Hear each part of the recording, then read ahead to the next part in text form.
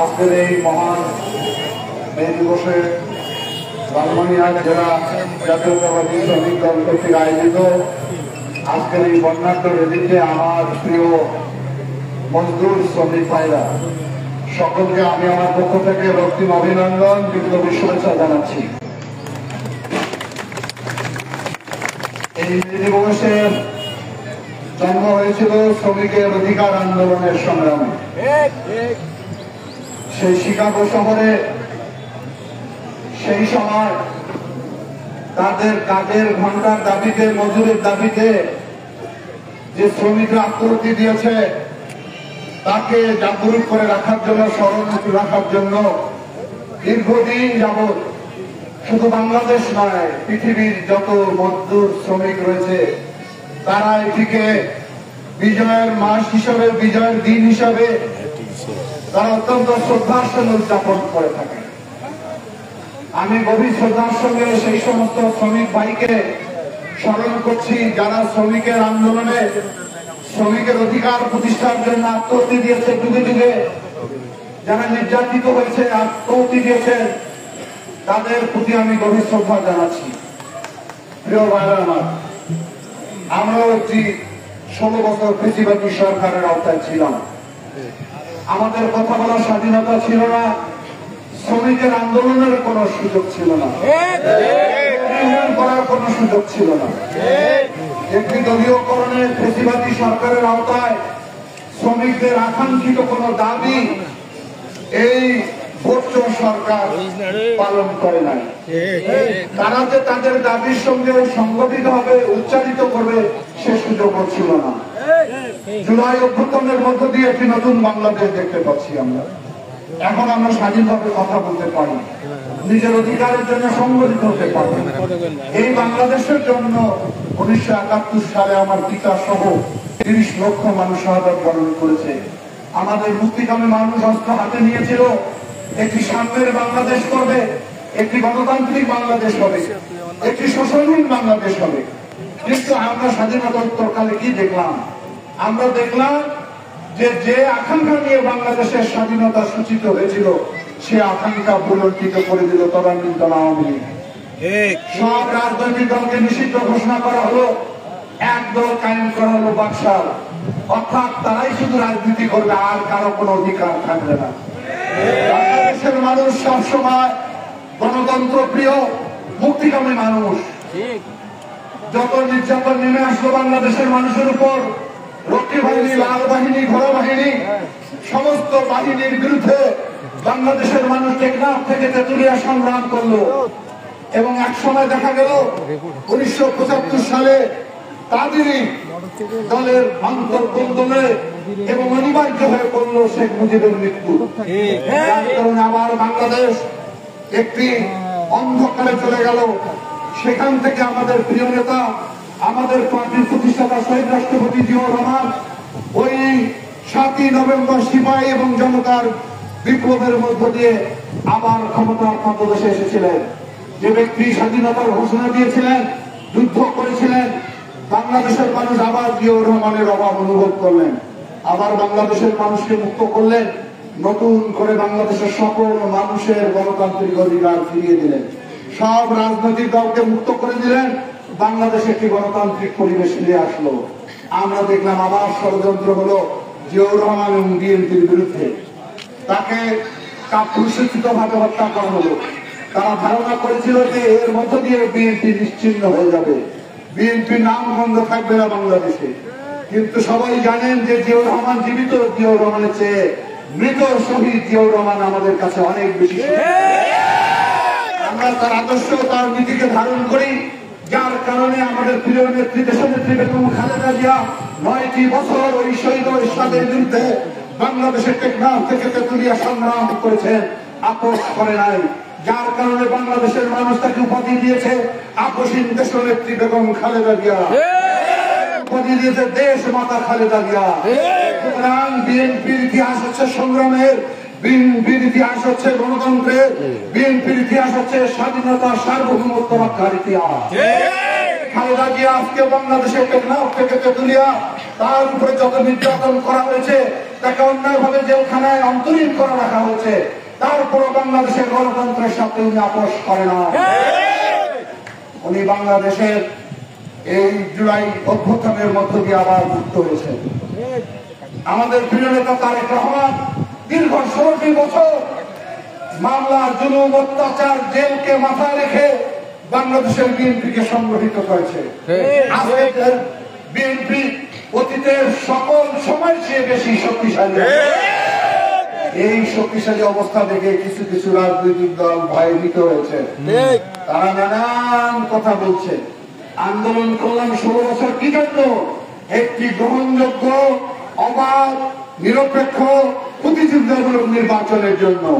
রক্ত দিল আমার ভাইরা, শহীদ হলো আমাদের ভাইরা, জেল থাকলো, গুম হলো, হাজার না লক্ষ লক্ষ মামলা নিয়ে আমরা রাজপথ প্রকল্পিত করলাম একটি আশায়, একটি গ্রহণযোগ্য প্রতিযোগিতামূলক নির্বাচন হবে।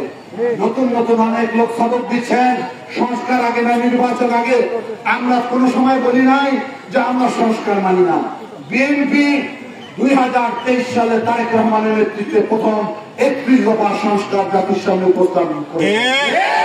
এখন অনেকেই অনেক কথা বলেন, যখন ফ্যাসিবাদী শাসন ছিল, যখন বাংলাদেশ অন্ধকারে নিমজ্জিত ছিল, তখন যদি আমার নেতা তারেক রহমান 31 দফা দেওয়ার সাহস রাখে, এখন তো অনেকেই অনেক কথা বলে। সে 31 দফায় উনি দায়িত্বহীন কণ্ঠে অনেক সুন্দর সুন্দর উপস্থাপন করেছেন, যেটি আগামী দিনে বাংলাদেশের মানুষের মুক্তির সনদ হবে। বাংলাদেশের রাষ্ট্র ক্ষমতা, রাষ্ট্র কাঠামো মেরামত করে একটি গ্রহণযোগ্য, একটি অবাধ, একটি বৈষম্যহীন, একটি মানবিক, একটি গণতান্ত্রিক রাষ্ট্র আমরা গঠন করব। সে কারণে 31 দফা দেওয়া হয়েছে। এই 31 দফার ভিতরে শ্রমিকদেরও কথা বলা রয়েছে, কৃষকের কথা বলা রয়েছে, ছাত্রের কথা বলা রয়েছে। 31 দফায় স্পেসিফিক ভাবে 17 দফা প্রকাশ করা হয়েছে। আগামী দিনে বিএনপি রাষ্ট্র ক্ষমতায় গেলে বাংলাদেশের শ্রমিকদের জন্য কি করবে, কর্মসংস্থানের জন্য কি করবে। এখন যারা সংস্কারের অজুহাত দিচ্ছে, সংস্কার একটা চলমান প্রক্রিয়া, কোন সংস্কার একদিনে শেষ হয় না, সবাই আপনারা বুঝেন। আজকে মানুষের চিন্তা ভাবনা, মানুষের জীবন ব্যবস্থা, মানুষের রুচি 50 বছর একরকম থাকবে না। আমাদের দাদারা যেভাবে চলেছে আমরা সেভাবে চলি না। আগের মানুষের পোশাক পরিচ্ছদ, বাড়ি ঘর পরিবর্তন হয়ে গেছে। পরিবর্তনশীল যুগে, পরিবর্তনশীল পৃথিবীতে সব সময় সংস্কার করতে হবে। আর বিএনপি সবসময় সংস্কার করে দিয়েছে। শাসন ব্যবস্থা থেকে বহুদলীয় গণতন্ত্র দিয়েছে। বিএনপি রাষ্ট্রপতি শাসন থেকে পরিবর্তন করে সংসদীয় গণতন্ত্র দিয়েছে। সুতরাং বিএনপি আর কেউ সংস্কার করতে পারবে না। এনারা করছেন কি সংস্কার বলে নির্বাচনকে পিছিয়ে যাওয়ার ষড়যন্ত্র করছেন।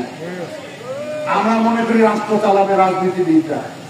সুতরাং জাতির কাছে আমরা ওয়াদা দিয়েছি, জনগণের ম্যান্ডেট পেয়ে বিএনপি যদি রাষ্ট্র ক্ষমতায় যায়, তাহলে অবশ্যই আমরা 31 দফা বাস্তবায়ন করে একটি বাংলাদেশকে আলোকিত বাংলাদেশ করব।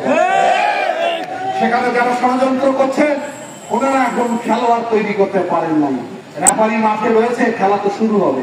কবে খেলোয়াড় আসবে, কবে জার্সি করবে, কবে বুক কিনবে, কবে রিহার্সেল দিবে, তারপর নাকি আমাদের সঙ্গে খেলবে, এটা কি হয় না?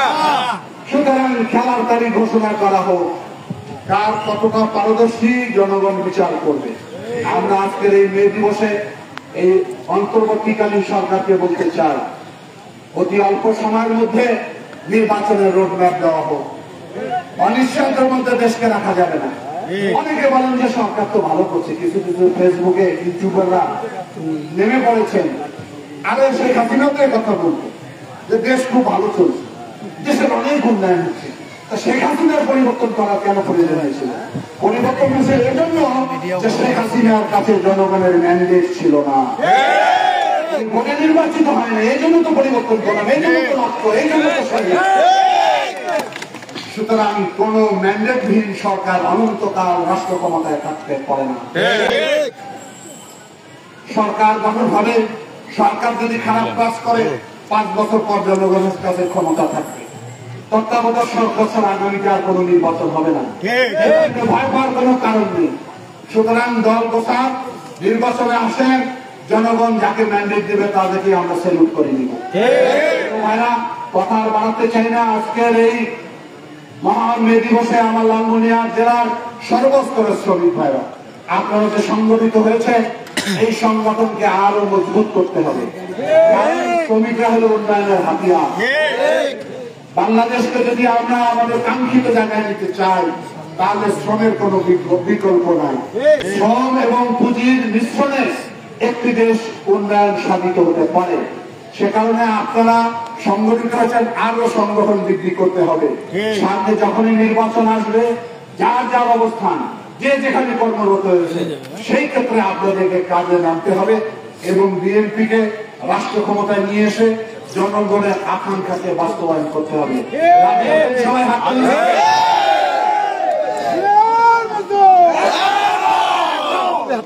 আমি আমার পক্ষ থেকে, জেলা বিএনপির পক্ষ থেকে জাতীয়তাবাদী শ্রমিক দলকে অভিনন্দন জানাই। তারা অত্যন্ত একটি বর্ণাঢ্য শোভাযাত্রার আয়োজন করেছেন। আমাদের প্রিয় নেতা তারেক রহমানের পক্ষ থেকে অভিনন্দন জানাই। আমাদের প্রিয় নেত্রী দেশনেত্রী বেগম খালেদা জিয়ার পক্ষ থেকে আপনাদেরকে অভিনন্দন জানিয়ে আমি আমার কথা এখানে শেষ করলাম। আল্লাহ হাফেজ। বাংলাদেশ জিন্দাবাদ। রাষ্ট্রপতি জিয়াউর রহমান আমল, দেশনেত্রী বেগম খালেদা জিয়া জিন্দাবাদ। আগামী দিনে বাংলাদেশ, আগামী দিনে যার অপেক্ষায় বাংলাদেশ, সেই প্রিয় নেতা তারেক রহমান জিন্দাবাদ। ধন্যবাদ সবাইকে।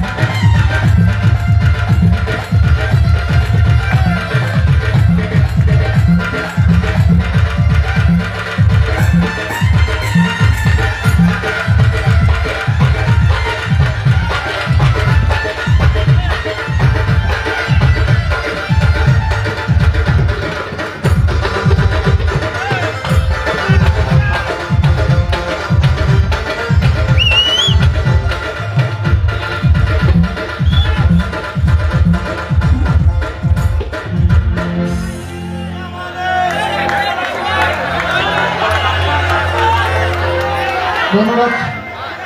যাই হোক,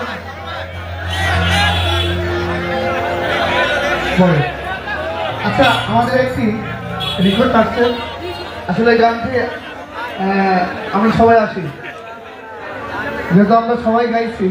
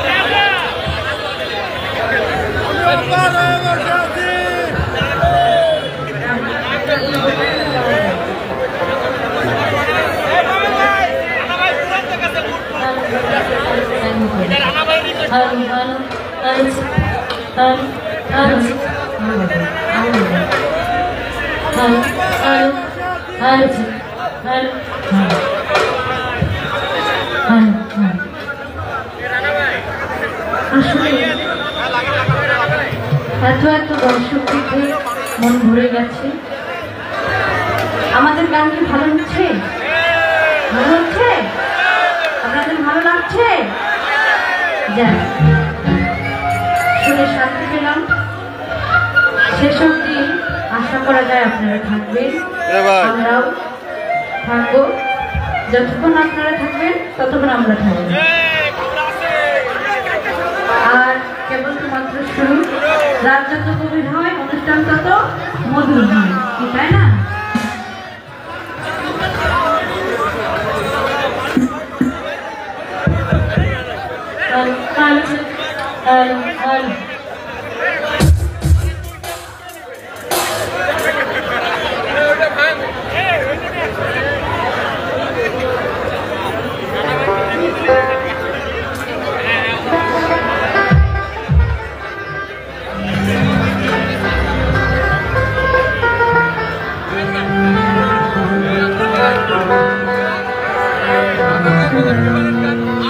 Natural singer.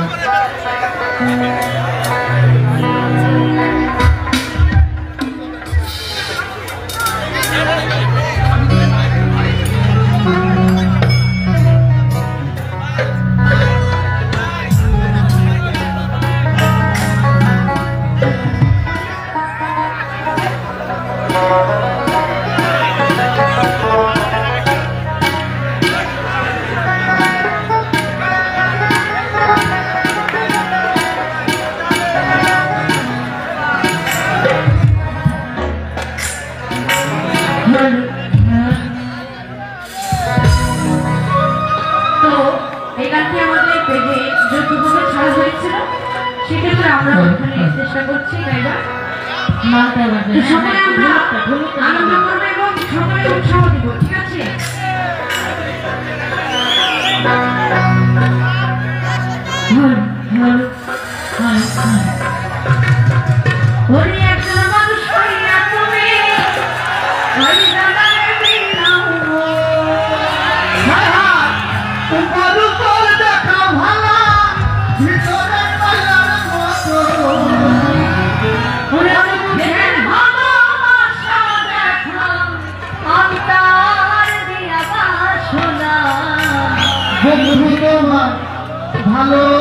ভালোবাসার ভজন ভাঙা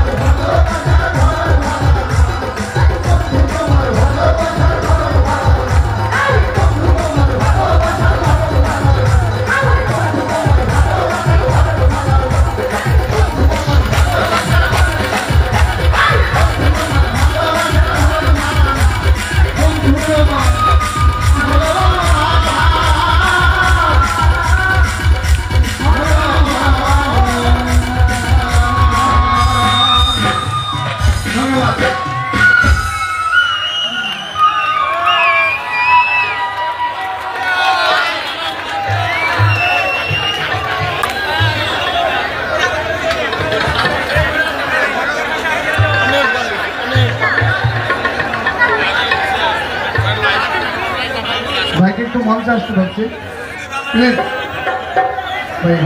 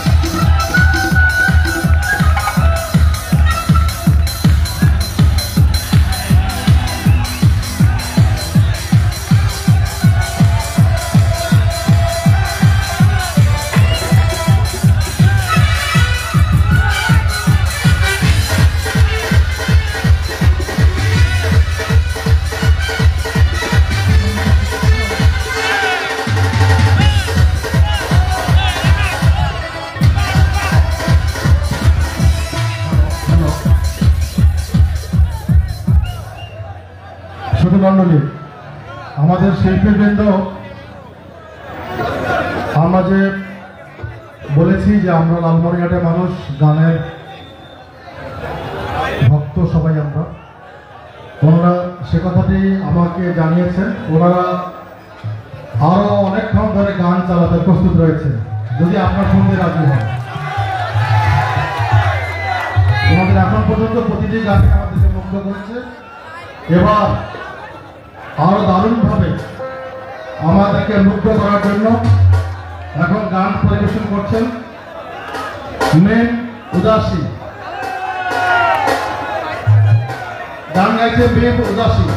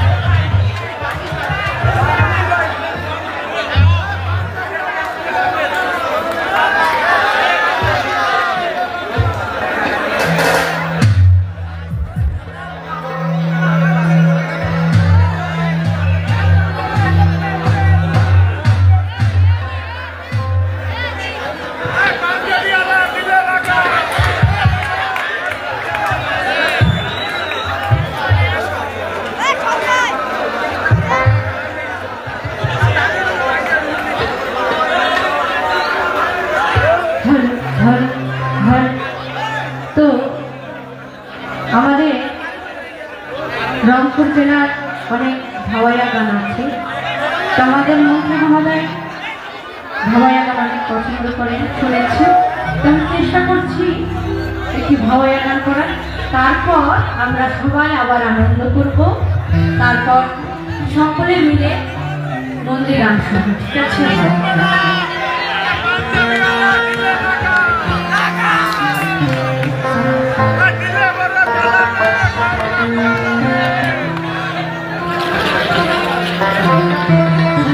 একটি অনুষ্ঠানে সকল প্রকার গান গাইলে ভালো হয়, কারণ সকলের মনটা এক না, তাই না?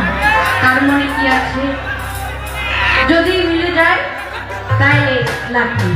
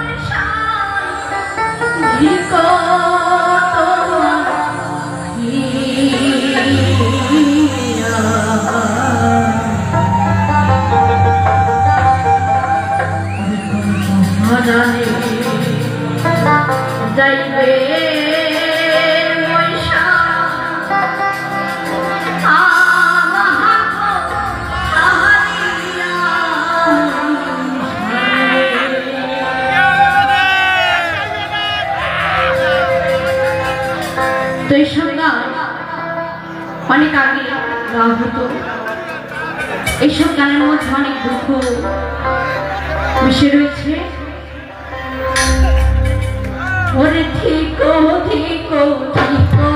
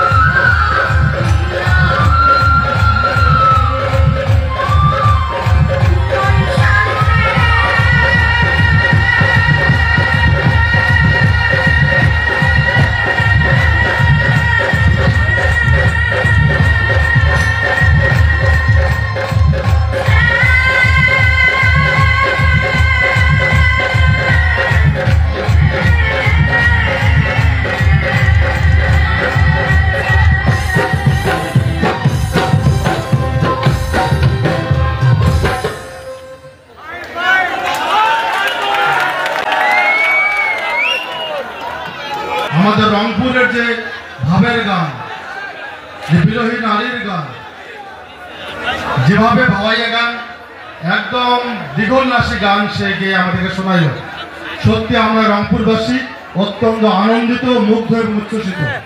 এই ভাওয়াইয়া গান পরিবেশনের জন্য মৃবদাসীর জন্য একটা জোরে হাততালি চাই সকলে।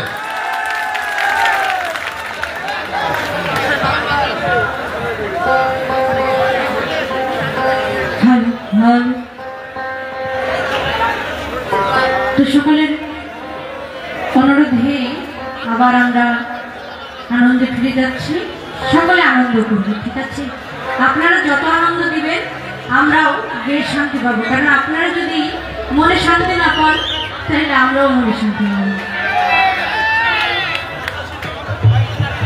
আর মূল কথা, এই অনুষ্ঠানটি অনেক কষ্ট করে করা হয়েছে।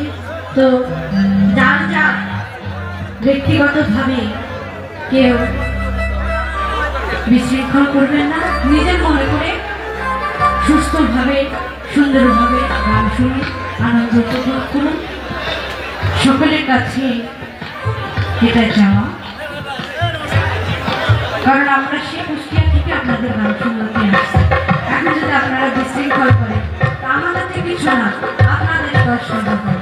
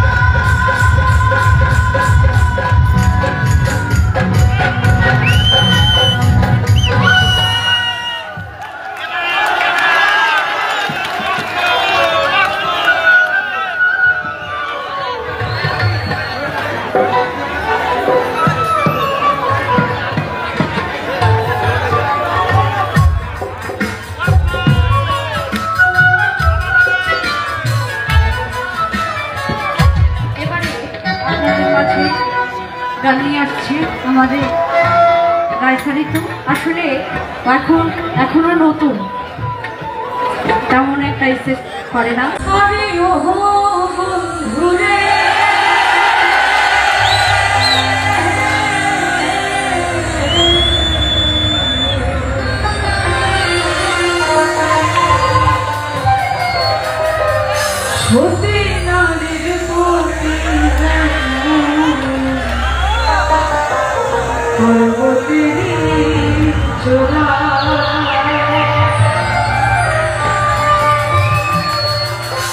অসৎ নারীর গতি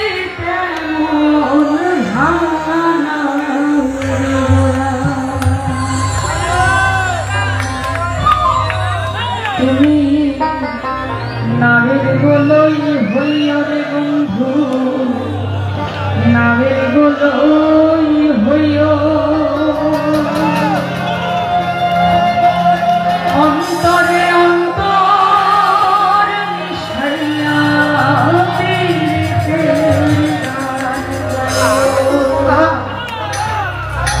আসমানে যাইও না রে বন্ধু, ধরতে পারবো না আমায়।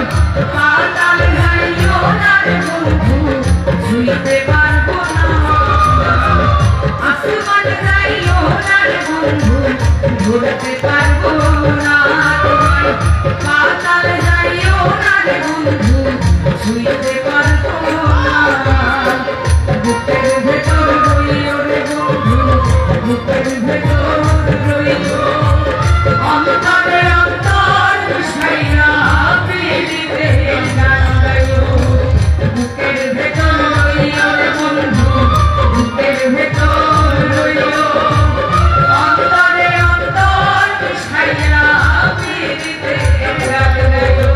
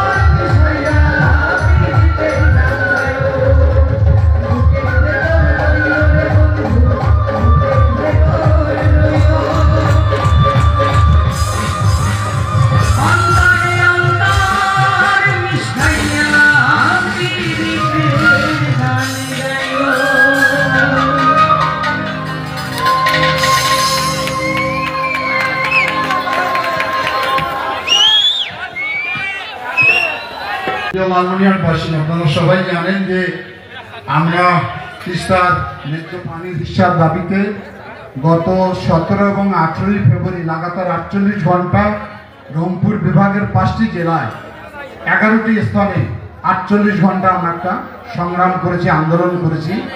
সেই আন্দোলনের নতুন আরেকটি কর্মসূচি দেওয়া আছে আগামী 4 তারিখ রংপুর শহরে একটি লক্ষাধিক লোকের পদযাত্রা হবে। স্লোগানটা হবে কি, জাগো। সুতরাং সবাইকে সেই আন্দোলনের শরীক হওয়ার আমি আহ্বান জানাচ্ছি। বিকাল 3টায় রংপুর শহরে এই পদযাত্রায় সবাই অংশগ্রহণ করবেন। আমরা অন্তর্বর্তীকালীন সরকারকে বলি, নানান টালবাহনা করা হচ্ছে তিস্তা মহাপরিকল্পনাকে নিয়ে। আমরা আর কোনো টালবাহনা শুনতে চাই না। আমরা অতি সত্বর তিস্তা মহাপরিকল্পনার মাধ্যমে আমাদের জীবনরেখা, আমাদের প্রাণ, আমাদের মায়ের তিস্তা নদীকে আমরা ফিরে নিয়ে আসতে চাই। সেই আন্দোলনে আমরা আছি। 4 তারিখে যদি দাবি মানানো হয়, পর্যায়ক্রমে লাগাতার কর্মসূচি দিতে থাকবো।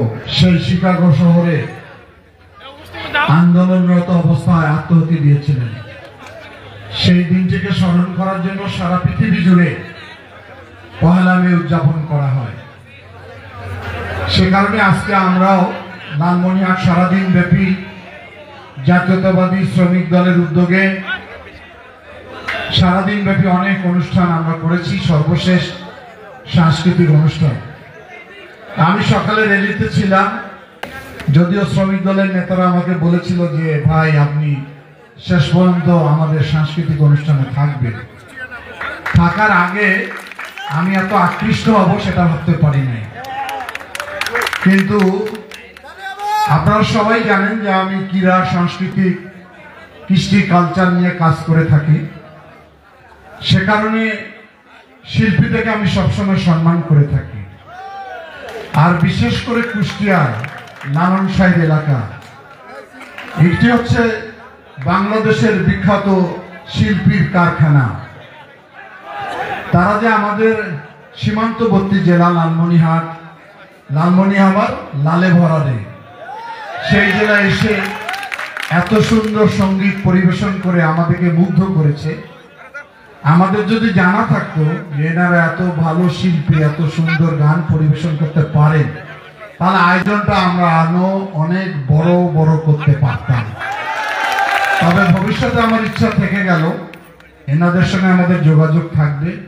আমরা ভবিষ্যতে আরো বড় কোনো আয়োজনে এনাদেরকে আমন্ত্রণ জানাবো। এনারা গান পরিবেশন করেছেন লোকসঙ্গীতে, বিশেষ করে লোকসঙ্গীত হচ্ছে আমাদের হৃদয়ের গান, আমাদের ভালোবাসার গান, বিরহের গান, যে গান বাংলাদেশের ঐতিহ্যকে ধরে রাখে। কিন্তু বিগত 16টি বছর ফ্যাসিবাদের দুঃশাসনে বাংলাদেশের শিল্পীদের মর্যাদা দেওয়া হয়নি। বাইরে থেকে শিল্পী নিয়ে আসা হয়েছে, অন্য দেশ থেকে। তারা আমাদের সংস্কৃতিকে লালন করে না, ধারণ করে না। আমরা মনে করি আমরা আমাদের শেকড়কে যদি ভুলে যাই, আমাদের কৃষ্টি, কালচার, ঐতিহ্য, সংগ্রাম, চেতনাকে যদি ভুলে যাই, তাহলে আমরা বাংলাদেশকে ভুলে যেতে বসবো। সে কারণে আমরা মনে করি আমাদের শিল্পীদেরকে সবচেয়ে বেশি মর্যাদা দিতে হবে। বাংলাদেশের শিল্পীরা যাতে বেড়ে উঠতে পারে, তারে কণ্ঠের মাধুর্যতা দিয়ে, সুরের মূর্ছনা দিয়ে যে মানুষকে আকৃষ্ট করতে পারে, সে ব্যাপারে আমাদের সকলের দায়িত্ব রয়েছে তাদেরকে পৃষ্ঠপোষকতা দেওয়া। নিশ্চয়ই আপনাদের মনে আছে, সবার আগে বাংলাদেশ স্বাধীনতা কামসা করার একটা প্রক্রিয়া ছিল আমাদের। আমরা আশা করি এই ধরনের, বিশেষ করে তৃণমূলে যারা একদম জেলা শহর, গ্রামে, প্রত্যন্ত অঞ্চলে ছড়িয়ে ছিটিয়ে রয়েছে, তাদেরকে আমাদেরকে এগিয়ে নিতে হবে। সে কাজটাই আমাদেরকে করতে হবে। তা আমি আর কথা বাড়াতে চাই না। গান আমাদের সবাই ভালো লেগেছে। আমরা আশা করি ভবিষ্যতে এই উদাস বাউল, এদের পেজ রয়েছে, বলেছে সে পেজে আপনারা গান শুনবেন এবং ভবিষ্যতে আরো একটি বড় অনুষ্ঠানে তাদেরকে আমরা দাওয়াত করে নিয়ে আসবো।